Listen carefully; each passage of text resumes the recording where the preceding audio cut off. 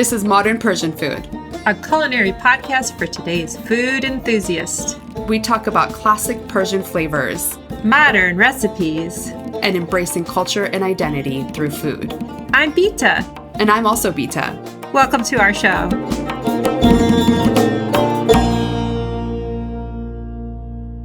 Hello friends, salam dostan. Welcome to the 164th episode of the Modern Persian Food podcast.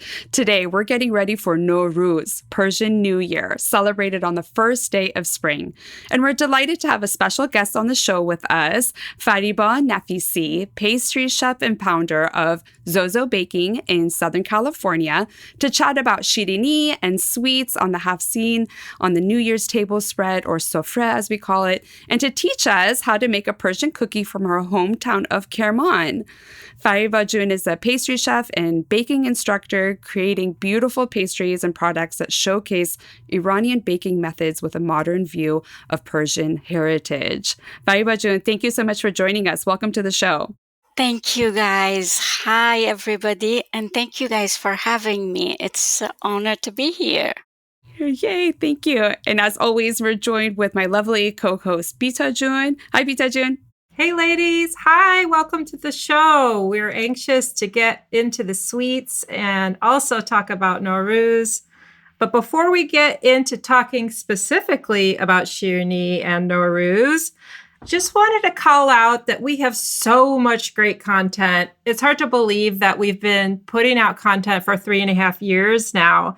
And we have loads and loads of great Nowruz episodes for you. So if you're new to the show or if you just need a little refresher, please hop over and reference our show notes. And if you want more information, we have an interview with cookbook author Deravian, and she goes through the specifics of growing Sabzeh step by step, all the different parts of Nowruz. We even have a setting up of Sofreh episode. With that being said, we have a little flashback to share with you of a great summary of kind of all the different parts of Nowruz, and we thought we'd just go ahead and share that with you here.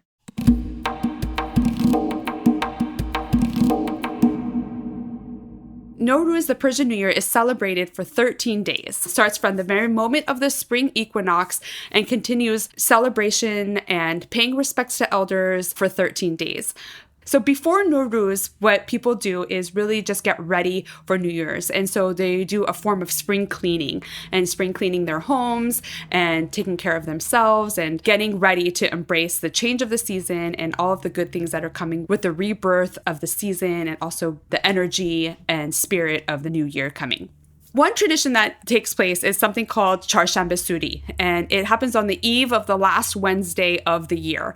This is a ceremony that a lot of Persians participate in. It comes from the Zoroastrian culture, and what it is you basically jump over little bonfires, as simple as little candles that you want to just jump over. I've done that several years when I've lived in an apartment in San Francisco or in New York, and basically we weren't able to actually build little bonfires. We didn't have a yard or anything, so we've set up little clusters of candles that we've jumped over. And when you do that, you do this little chant. It's a ritual to get rid of any unhealthiness in your body before the end of the new year and embrace the energy and the light of the fire to start off the new year on the right foot, essentially. So we start celebrating the Persian New Year before New Year even begins. And then once the actual New Year's actually comes, we gather around a place setting. We've talked about place setting several times in this podcast, but what we do is the Sofreh Haft Seen. And the Sofreh of the 7 S's is basically a setting that we gather around and bring in the new year. And on that, there's many different elements. Over the next 13 days, the youngers go pay respects to the elders, and the elders in return give them gifts or money. Again, more on that in last year's episodes if you want to get a little bit more information on that. But it's an opportunity for everyone to see each other. And once you kind of go see each other, then they can come back and see you again. So sometimes you're seeing people you maybe have not seen in a long time. We're coming out of the coldness of winter and now coming out in spring and growing. And it's a great opportunity to kind of see everybody and connect with people that maybe you haven't been able to connect with. So you do that. And then on the 13th day, What you basically do is go have this big picnic outside. You have to get out of the house. Sizde bedar. Sizde means 13, bedar. So get out of the house on the 13th is essentially the tenets of this part of the celebration, is where you go and you have a picnic and you gather, and there's lots of big parks that a lot of Persians will gather at, and like a fun party outside, and you bring picnic food and you can bring food to share. A lot of times there'll be like food trucks or something, some people selling food, and you really just have like a great event outside with people in your community, and rounds out the end of this almost 2-week time period where you've kind of embraced the new year, you've grown your Sabzeh. That is Persian Nowruz. You may notice that Nowruz is sometimes spelled differently, and that's just because of the translation. It is basically the beginning of the new year, and that's how we celebrate kind of really the biggest holiday in the Persian culture.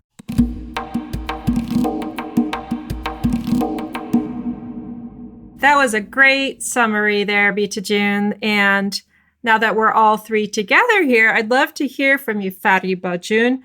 Do you have any favorite parts of Nowruz? Tell us about what some of your traditions or kind of favorite parts of the holiday are. Absolutely. I grew up in Bam in Kerman, a city very close to Kerman, an hour away.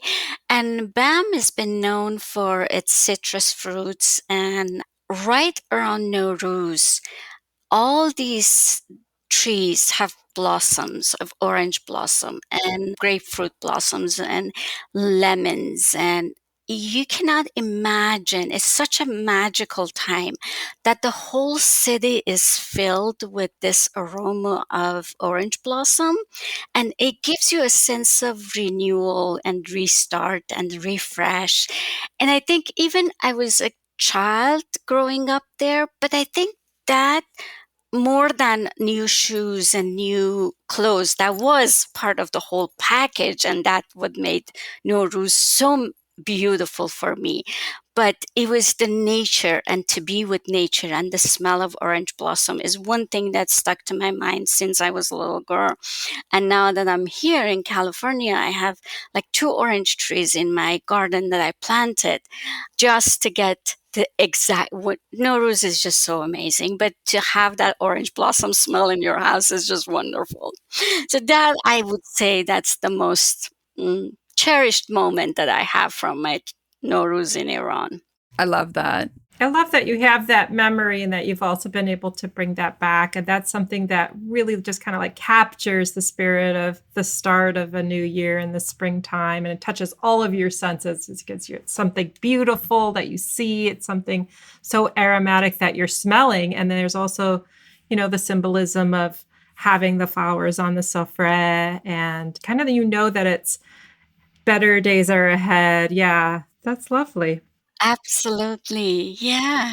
Yeah, I love that. Especially right now, all around the city, all of the cherry blossoms are blooming, and it's so beautiful. It's just, I get so excited when I see those bright, beautiful, like pinks and the colors of the little cherry blossoms. And I know that spring is coming. It'll be here soon. It is one of my favorite times of year.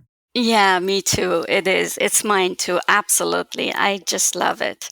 As a child, the memories are so vivid. Besides the clothes and stuff, it's just the whole ceremony of cleaning the house. It was like a preparation that lasted like a month and a half. You had this anticipation of, oh, Nowruz is coming. And my parents were such a Nowruz lover, all tradition lovers, but especially Nowruz. And they were like partners, truly partners. My dad would do all the groceries. My mom would get the ingredients ready. And then my dad would sit, if you can imagine, my dad would sit and open all the argil, oh my God, from the all shell. the nuts. So when the guest would come, Aww. they didn't have to struggle with opening the seeds. So a month before that, one by one, he would crack them open. And it was just a whole time that I have wonderful, fond memories. I hope everyone does from their Nowruzes. Yeah, absolutely. You know what I'm just realizing is that we might, all three of us each have different perspectives, which is kind of cool. So I'm going to make an assumption. Did you experience Nowruz in Iran, Fariba June? I did. I mean, I've been here for almost 30 years, Yeah. but my childhood Nowruz, of course, has been in Iran.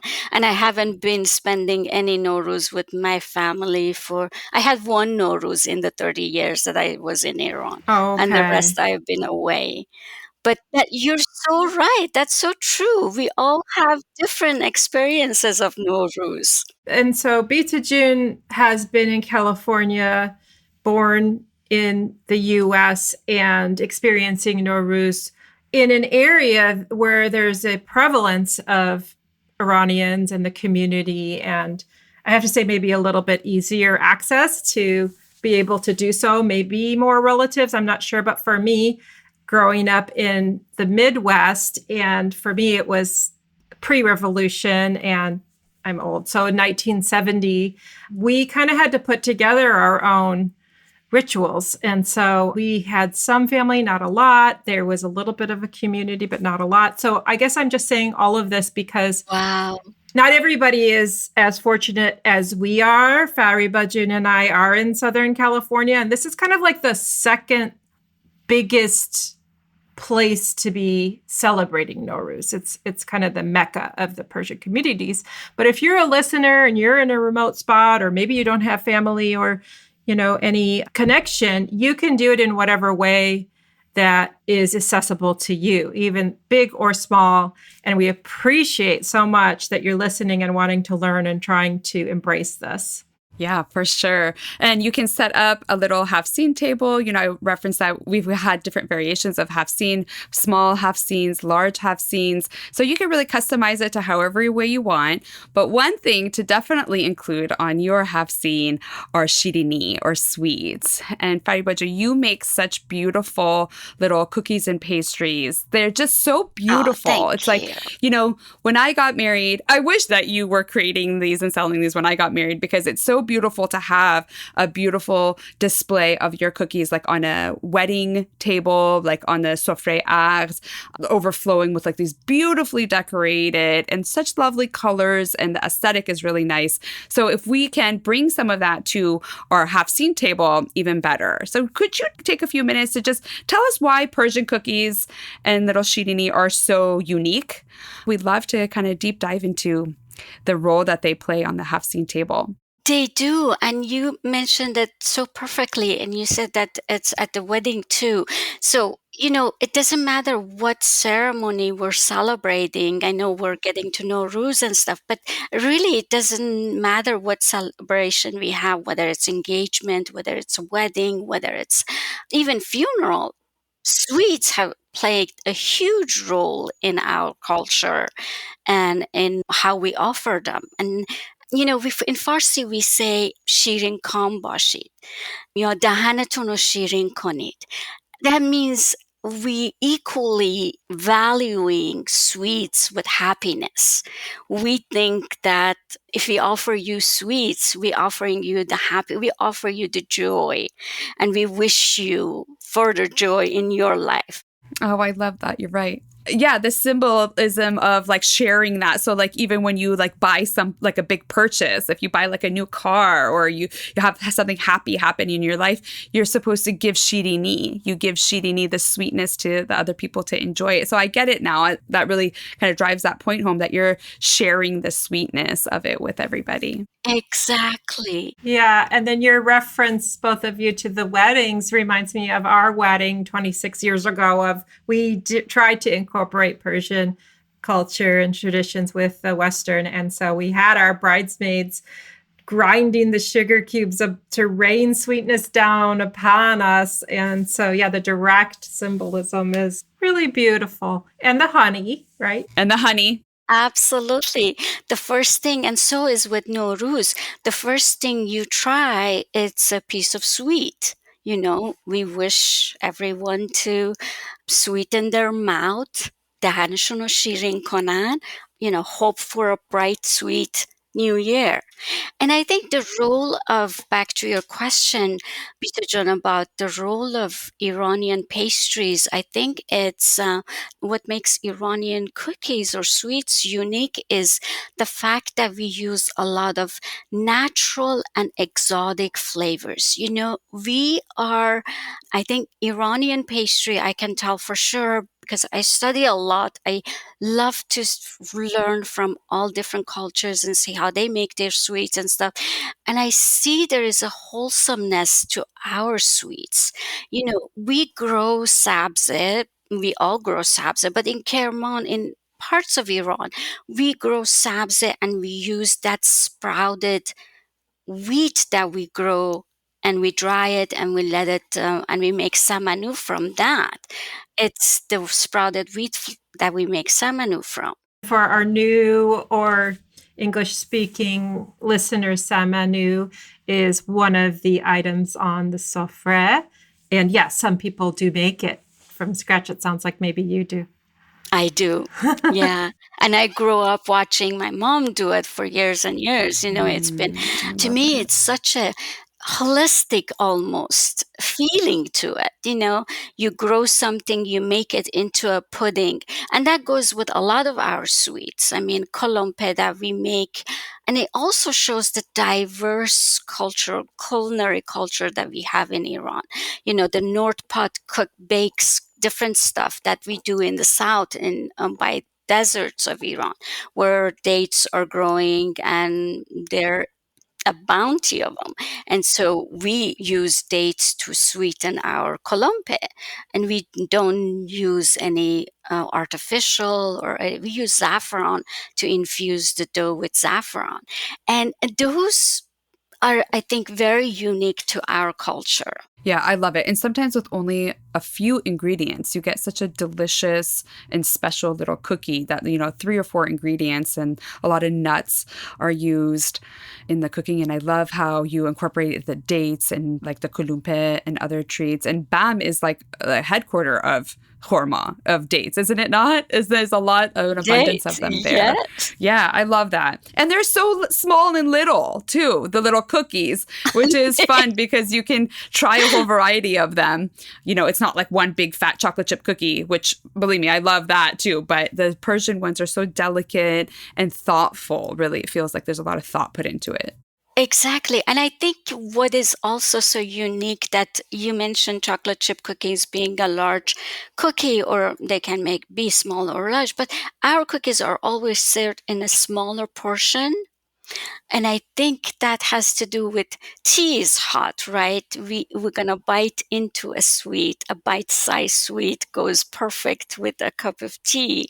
So you don't have a big chocolate chip cookie in your hand to eat it with the tea. They're really easy to eat. They are oftentimes even before a meal. And I think that's part of why they're small. They're also not that sweet comparatively. Mm-hmm. Yeah. They're not delicate. They're not laden with sugar. They're very almost light. And some of them are sort of powdery and just a tiny little something aromatic to have before a meal many times, not necessarily for dessert. Yeah, because when we look at pazirai, that when the guests come to your house, you first have tea and sweets, and then you're going to eat dinner or lunch or whatever. The first thing is offering sweets to guests. Yeah, with a nice, beautiful tea, and that lovely platter of chai with little cookies or something sweet. You always have to have something sweet with your tea, it seems like, or you at least have to offer it that way, which I love. And, you were so generous to gift us a little sampling of your cookies and some tea. The cardamom tea, so lovely. I'm drinking some of it right now. And it has such beautiful little flowers in that. Can you tell me a little bit about the flowers that were in the tea? Yes, thank you. It smells so good. As soon as you open the box, the smell of the cardamom comes through. And I finished mine already. Otherwise, I'd show you. But it's lovely tea with those little purple flowers. Yeah, that purple flower is called, in English, it's called malva. In Kerman, we call it khatmi. But I think in Tehran, they call it something different that I'm not now recalling what it's called.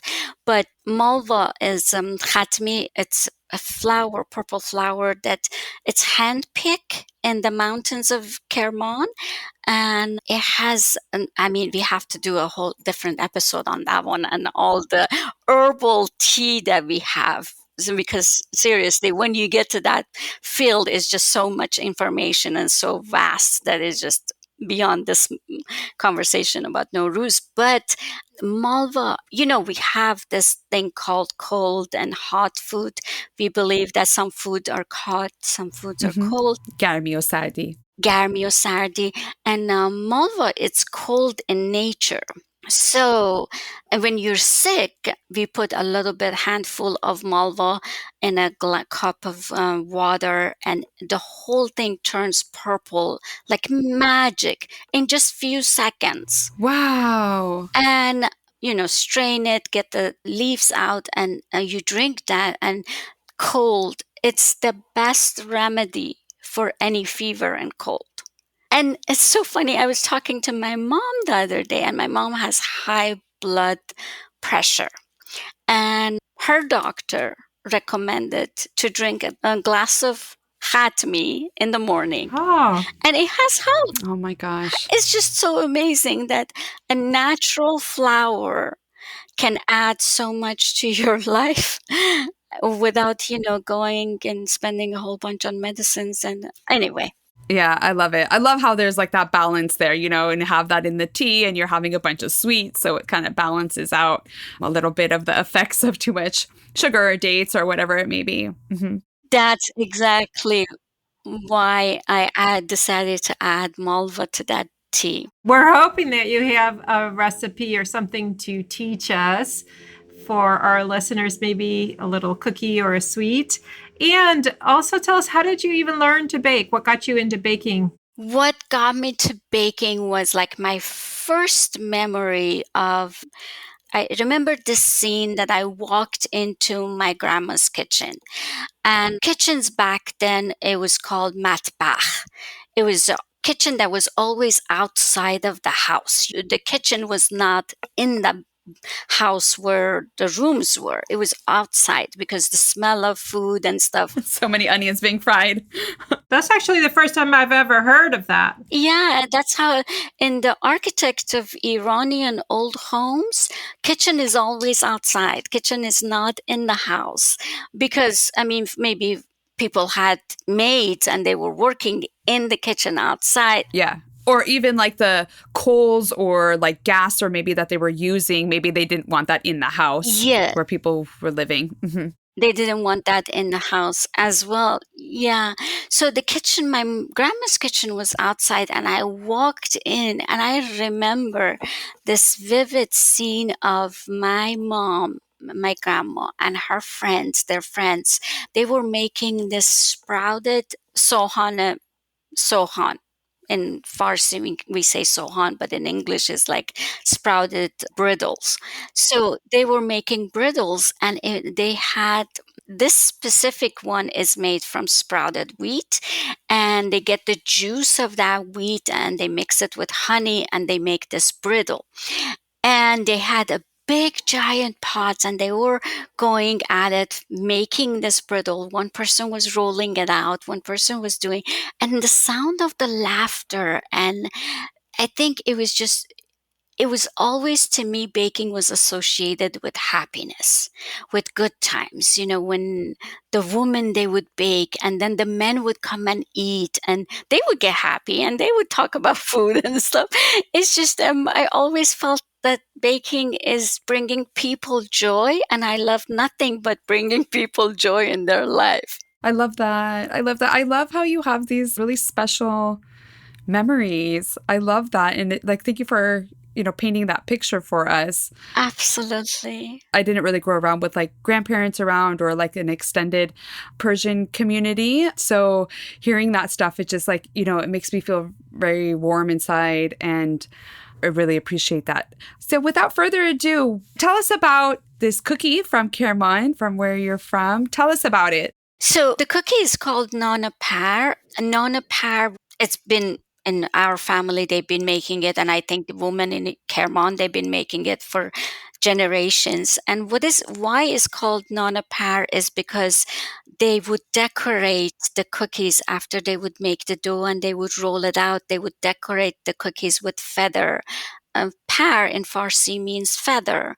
And they would that with the birds, the feather of a bird, and they would get that go around in circle motion and they would decorate this whole thing.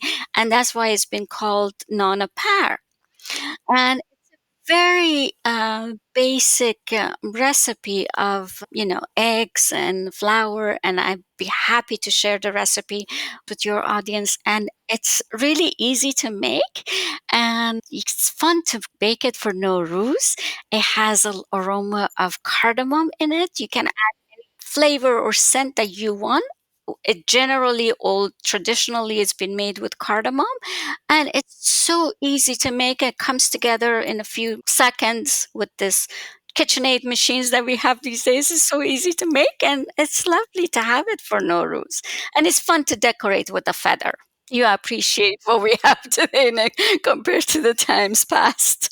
I'm going to try. I am going to be on the lookout for a feather or something like it, and I'm going to try. Oh, you can get them. They do have these feathers at Michael's. Oh. I still show my students at the class how we can make them. So they do have them at Michael's. They're decorative feathers, but you can use them. You use the end of the feather or like the soft part? No, the end of the feather. Like how they would use like a feather pen. You use the tip of it to make little indentations on the cookie. Yeah, indentation into the cookie. Yes, you got it. Love it. Thanks for clarifying that. Yeah, that's what I meant. We will link your recipe in the show notes. And if anybody makes it, and I will too, we'll tag you and tag Modern Persian Food, and we'll share those pictures. Absolutely. I would love that. That would be great. Fariba, you mentioned some cooking classes. Would you tell our listeners a little bit about your cooking classes and where people can find you to get more information? Absolutely. You can check out zozobaking.com and we can see the baking classes there. We are on Instagram at ZoZo Baking on Instagram.